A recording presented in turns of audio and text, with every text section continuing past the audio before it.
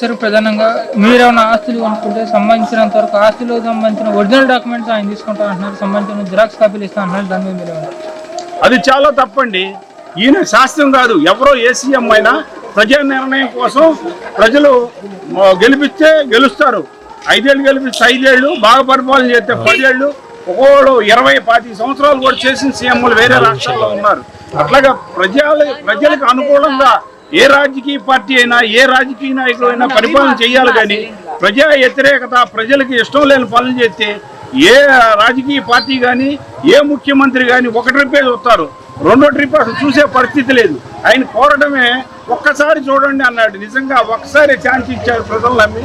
ఆ ఒక్కసారిని రెండోసారి కూడా లేకుండా ఆయనే చేసుకున్నాడు. ప్రధానంగా 170 సీట్లు గెలుస్తామని చెప్పి ఉద్దేశంతో ఉన్నటువంటి ఎమ్మెల్యేలు కూడా బదిలీ చేసే కార్యక్రమం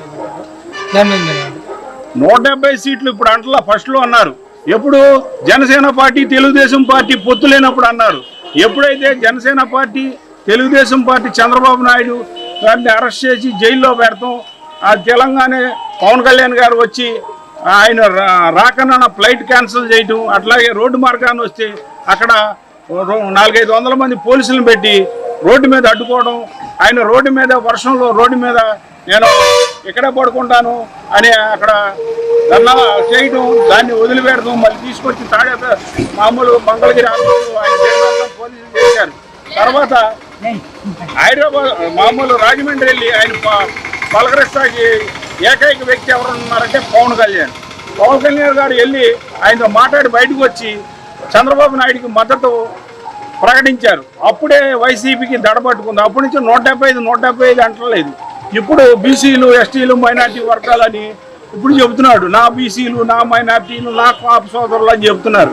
కానీ ఆయన చెప్పారంటే ప్రేమ లేనట్టి. నిన్నగాక మొన్న ఏదో మీటింగ్ పెట్టారు, మీరు చూసారో లేదో. సిలువులాగా వేసి వాళ్ళ ఆరాధ్య దైవమైన సిలువుని దాని మీద బాట కింద వేసి చూపించారు. అంటే వాళ్ళ భావాలు దెబ్బ తగలదా? అది ఒక్క హరిజన నాయకుడు కానీ ఎవరు అడగలేదు, దాన్ని విమర్శించలేదు. నేను విమర్శిస్తున్నా వాళ్ళ పక్కన. మీరు చూడండి, మొన్న మీటింగ్ జరిగింది వైజాగ్లో. ఖచ్చితంగా సిలువు టైప్లో వేశారు. ప్లస్ మార్క్గా కాదు, ప్లస్ అయితే మధ్యలో వస్తుంది, సెంటర్ పాయింట్ వస్తుంది. చిన్నగా సిలువులాగా వేశారు. అది వాళ్ళ మనోభావాలు దెబ్బ తగిలినా కానీ వాళ్ళు మాట్లాడలేని పరిస్థితిలో ఉన్నారు. అట్లాగే పాపం కోడికత్తి సీను మరి వాళ్ళ బాబాయిని గొడవల పోటుతో చంపితే వాళ్ళు బయట తిరుగుతున్నారు. ఎవరు అవినాష్ రెడ్డి కానీ ఆ చంపిన కార్ డ్రైవర్ కానీ ఎంతోమంది వాళ్ళకి సెక్యూరిటీ లెవెల్ తుపాకి కూడా వాళ్ళకి ఇచ్చిన గవర్నమెంట్ మరి కోడికత్తి సీన్ ఆయన పుచ్చాడో లేదో తెలియదు, చూతి పుచ్చుకున్నట్టు ఉంది. ఆయన 5 సంవత్సరాల నుంచి మగ్గుతున్నాడు. మరి అంబేద్కర్ చట్టంలో లేనాడుకో ఒక చట్టం, ఉన్నోడుకో ఒక చట్టం, రాజకీయ నాయకుడికో ఒక చట్టం ఏమో రాసి ఉందా చెప్పండి. అదేవిధంగా తీసుకుంటే ప్రధానంగా మన గుడివాడ నియోజకవర్గం సంబంధించినంత వరకు తెలుగుదేశం జనసేన ఉమ్మడి అభ్యర్థి కింద వెనుకల ఇన్ఛార్జి కింద ఎలా ఉంటుందంటారు వచ్చేసరి? సూపర్గా ఉంటుంది. ఎందుకంటే ఎన్నికల రాము గారు గుడివాడలోనే పుట్టి పెరిగి ఆయన జీవితం 200తో స్టార్ట్ అయ్యి డెవలపింగ్ అవుతూ అమెరికాలో వెళ్ళి ఇవాళ 100 కోట్లు సంపాదించి ఆర్థికంగా ఎంతో సుఖ సంతోషాలతో ఉన్న వ్యక్తి. ఆయన ఈ గుడివాడ ప్రజానీకం కోసం ఇన్ని కష్టాలు పడి రోడ్లు అమ్మటా, కొంతలు అమ్మటా, డొంకాలను అమ్మటా తిరగాల్సిన అవసరం లేదు. మన పవన్ కళ్యాణ్ గారు ఎట్లాగా సినిమాలు చేసుకుంటూ ఆ డబ్బులు ప్రజలకి, చనిపోయిన రైతులకి ఎట్లాగా పంచి పెడుతున్నారో అదే విధంగా ఈయన నేను పుట్టిన గడ్డని ఉద్ధరించాలి, మా గుడివాడ ప్రజానీకాన్ని మేలు చేయాలనే ఉద్దేశంతో గుడివాడ వచ్చి పార్టీల్లో దిగి ఇవాళ ఆయన రోడ్డుకి గడప తిరిగి ఎవరో బాధితులు ఉంటే వాళ్ళకి ఎమ్మటే ఆర్థిక సహాయం చేసుకుంటూ రోజు అన్నదానం గుడివాడ ఏరియాలో రోజు అన్నదానం 300-400 మందికి చేసుకుంటూ, అలాగే చదువుకొని ఉద్యోగం లేకుండా డిగ్రీ కానీ ఇంజనీరింగ్ చదివిన ఉద్యోగులకి కనీసం 250 మంది 2500 మందికి ఉద్యోగాలు ఇప్పించడం జరిగింది. ఆయన అంటున్నారు నేను మంత్రిగా అవుతే 3000 మందికి ఒక ఐటీ కంపెనీ కూడా తెస్తానంటున్నారు. అట్లా తేగలరు, ఎందుకంటే ఆయనకు ఆ సత్తా ఉంది. ఎందుకంటే ప్రపంచ దేశాల్లో ఆయనకి ఎన్ఆర్ఐలు ఫ్రెండ్ సర్కిల్ చాలామంది ఉన్నారు. అట్లాగే మన ఏరియా నుంచి వెళ్ళి అమెరికాలో బాగా సెటిల్ అయిన ఎన్ఆర్ఐలు కూడా ఉన్నారు.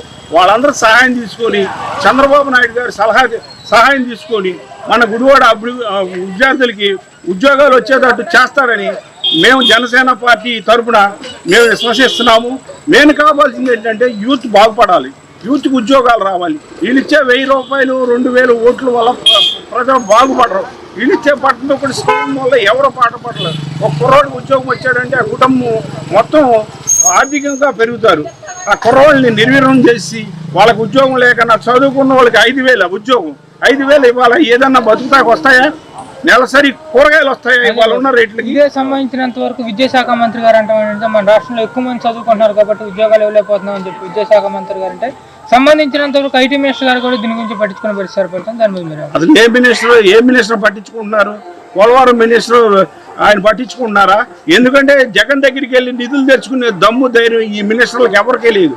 ఓన్లీ ఇక్కడ షోయింగ్, బూతులు తిడతాం, కాలక్షేపం చేయటం, మనుషులు మైండ్ సెట్ను డైవర్ట్ చేసి పబ్బం గడపడం తప్ప నేను ఇగో ఈ ఒక్క కాదు, కొడాలి నానియే కాదు, రాష్ట్రంలో ఏ మంత్రి అయినా మనం ఒక మంత్రి పని చేయట్లేదు అనుకుందాం, మరి మిగతా మంత్రులు కూడా వాళ్ళ ఏరియానన్నా ఎక్కడైనా బాగు చేసి ఇదిగో ఇది తెచ్చామనే ఎక్కడ కనబట్ల మనకు రాష్ట్రం మొత్తం మీద.